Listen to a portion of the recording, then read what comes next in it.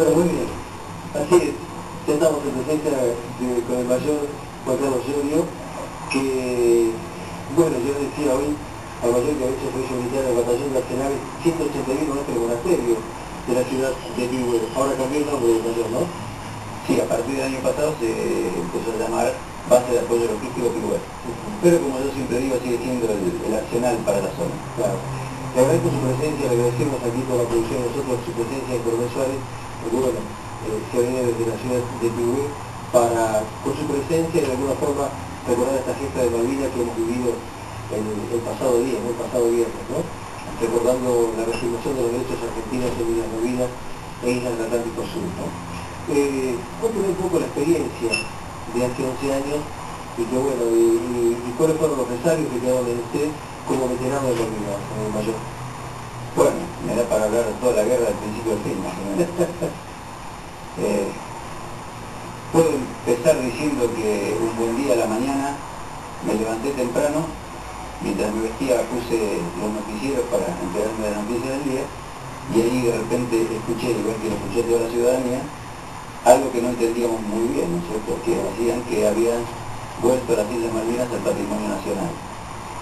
Lo cual de alguna forma era un poco increíble. Es decir, quiero puntualizar simplemente con esto, que la operación fue planificada en forma muy secreta por unos pocos, inclusive los mismos militares, no sabíamos nada. En realidad yo en esa época era teniente primero nuevito. ¿Dónde estaba? Yo estaba destinado en Campo de Mayo, en la Escuela de Suboficiales General Lemos, en la Escuela de los Servicios para Apoyo de Combate para el personal que va a ser futuro suboficial del cuerpo profesional. Claro. Y cuando citaron, ¿qué pasó usted? Bueno, en realidad ese día me enteré del hecho y nada más. Pero de pronto al mediodía hubo una reunión con todos los oficiales para explicar lo que estaba sucediendo. Claro. Y ahí ese mediodía, 12:30 del mediodía, nos dijeron que al día siguiente estaríamos movilizados, teníamos que estar a las 8 de la mañana en determinado lugar para salir a distintas unidades del interior. Es decir, el personal de oficiales y suboficiales que prestábamos servicios, especialmente en institutos militares, salíamos a reforzar las unidades de combate. Claro, ¿cierto? El ejército se divide en varias unidades distintas, unas son de combate, otras son de apoyo de combate, otros son institutos de enseñanza. Claro. Entonces salíamos todos movilizados a reforzar las unidades de combate. ¿Esto fue el 3 de abril o no le copié mal? ¿El 2 de abril? Claro, el mismo 2 de abril, al mediodía, nos enteramos y al día siguiente, a las 8 de la mañana, ya estábamos saliendo, no hacia Malvinas, sino hacia distintas unidades de combate. Claro, luego, depende de cada una de las unidades de combate donde llegamos destinados, iba a ser el futuro de cada uno, ¿no es cierto? Claro, claro. Mayor, usted dijo que estuvo planificada por unos pocos. ¿Cómo fue planificada la guerra y por qué pocos? Si se puede decir. Claro, bueno, yo estaba en ese momento un poco fuera de nivel, pero por lo que se sabe, se hizo a nivel de muy altos oficiales, realmente no sé quiénes puntualmente en detalle, pero muy altos oficiales al punto de que había muchos generales que no estaban al tanto del acontecimiento. ¿Sabes? Así que, bueno, si hay generales que no lo conocen, imagínense, fue realmente hecho por unos pocos. ¿Y cómo fue la primera actitud de los combatientes también? Mire, un poquito, sí, me quedé enganchado con la pregunta anterior. Si quieres hacer una pausita para tomar café, la verdad. Bueno, mientras te pregunto. No, quería decir lo siguiente. Esa primera operación que fue planificada no tiene precedentes en la historia mundial. La forma que se desarrolló, porque no hay ningún ejemplo de un ataque o de una acción bélica en la cual una tropa conquiste un objetivo donde no se tire al enemigo. Es decir, fuego se hacía, se disparaba, pero no se disparaba hacia el enemigo, en este caso inglés, sino que simplemente se usaban los tiros para amedrentar. Esto no tiene ningún precedente y fue realizado con una limpieza y una capacidad que llega a asombrar y por supuesto ya ha escrito su página especial dentro de la historia del mundo. Le preguntaba a Mayor, ¿cuál fue la actitud de los combatientes? Es decir, ¿cómo se sentían las tropas? ¿Cómo estaban cuando llegaron allí? ¿Qué pasaba con los soldados? ¿Si tenía miedo? En su caso, por ejemplo, ¿usted tuvo miedo en algún momento? Bueno, mire, la profesión militar tiene una característica Perdón, ¿eran conscientes que iban a una guerra o de pronto le dijeron que iban a...? No, no, por supuesto que sí, por supuesto que sí. Es decir, ¿qué es lo que pasa por la mente de cada persona? Absolutamente es algo inescrutable dentro de cada persona. A lo mejor se puede hablar de un sentimiento genérico de cierta clase de personas. Los oficiales estábamos completamente seguros y previendo qué es lo que podía llegar a pasar. Estamos muy acostumbrados a trabajar siempre planificando para las peores circunstancias, es decir, nadie ante un hecho como este puede llegar a pensar, bueno, a lo mejor no va a suceder. No, al revés, nosotros pensamos, va a suceder. Si después no pasa, en buena hora. Pero siempre nosotros estamos pensando, va a suceder. En mi caso particular, yo le puedo decir por experiencia propia, era así, muy consciente. En cuanto a la gente, a los combatientes, también hay grandes diferencias entre unos y otros. Los profesionales nos hemos preparado siempre para esto. Al respecto, si puedo abrir un paréntesis, le quería decir, si lo podemos comparar con alguna otra profesión, digamos un médico cirujano. El médico primero estudia en la facultad, se capacita hasta que se recibe. Antes de recibirse, ya está haciendo una práctica, ¿cierto? Va al hospital, etc. Luego hace una residencia. Si además quiere ser cirujano, bueno, asiste a los cursos correspondientes, colabora, el que opera es otro, el auxilia, hasta que se hace cargo del hecho. Para el caso médico, esto, por suerte, no sucede, es decir, nadie se mete en guerra para practicar. Nadie tira tiros contra alguien y alguien contra nosotros mismos para practicar, sino que esto sucede siempre con munición de fogueo. No hay forma de reemplazar a la presión del enemigo y al fuego del enemigo. Es decir, no hay prácticas previas. El día que nosotros nos enfrentamos a la guerra es prácticamente un hecho de novatos para todos. Por eso que las experiencias y los cálculos demuestran perfectamente bien de que las mayores cantidades de bajas se producen en los primeros días de combate, porque es donde el hombre va empezando a adquirir experiencia.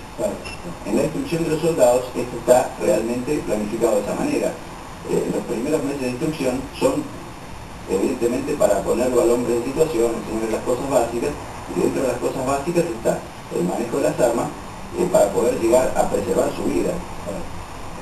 Un poco después ya empieza más avanzado a trabajar con armas un poco más especiales y a su vez a trabajar en grupo, a trabajar ya como una pieza de un mecanismo.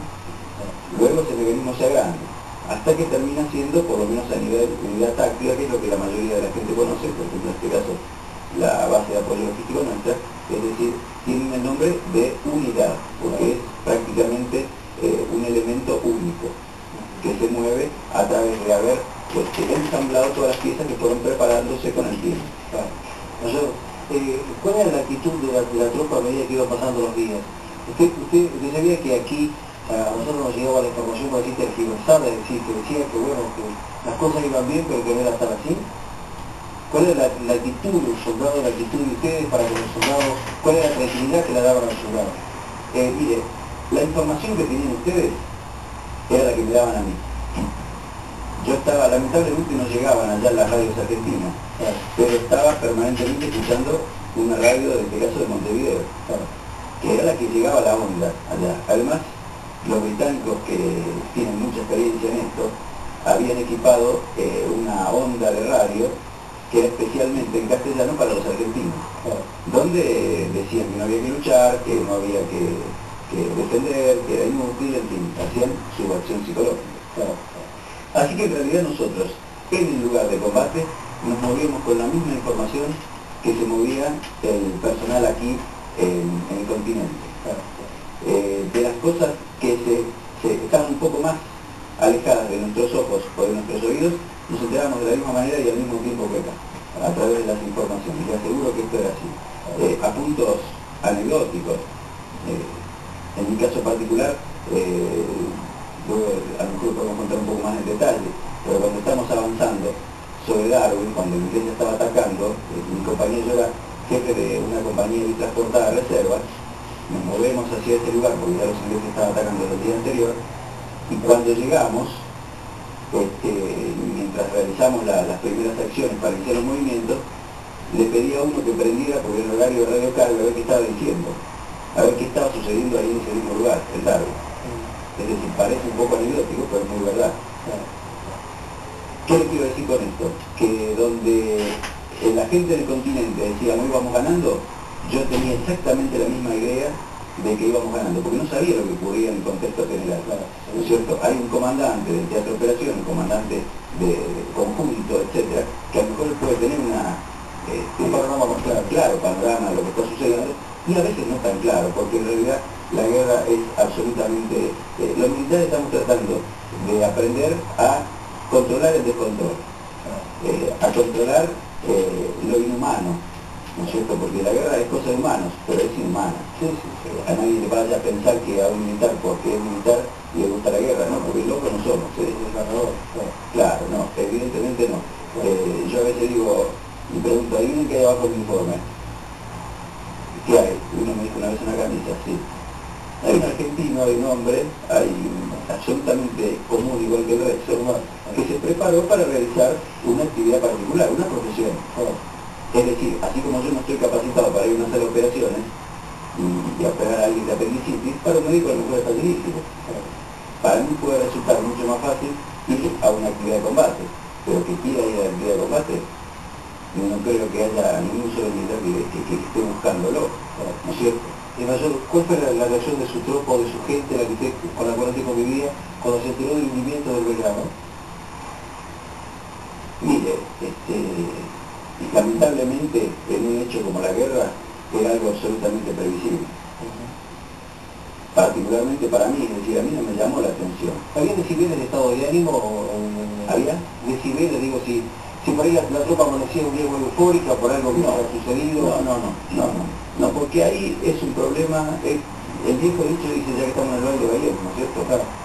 Ahí no hay más remedio. Ahí, para el hombre, para el combatiente, el combate es único, y lo tiene que enfrentar con todo, porque no solamente le va la vida, como decía recién, en la instrucción del soldado, no solamente va la vida del soldado, sino que va la vida del camarada. Y la vida del camarada sirve tanto por ser una vida, como que va a ser también la misma vida que me va a proteger a mí, y yo a él. Y en el caso de oficiales y suboficiales, tenemos la doble responsabilidad, o triple tal vez, no solamente de combatir, sino de preservar la vida de nuestros hombres y la propia. Porque si yo pierdo gente, no puedo cumplir con mi misión. Si no cumplo mi misión, ¿para qué quiero la gente? Tengo que hacer las dos cosas. Tengo que tener mucho cuidado de mi gente y mucho cuidado del cumplimiento de la misión. El bienestar de la tropa y el cumplimiento de la misión son los dos aspectos fundamentales para cualquier actividad que se desarrolle en el medio militar.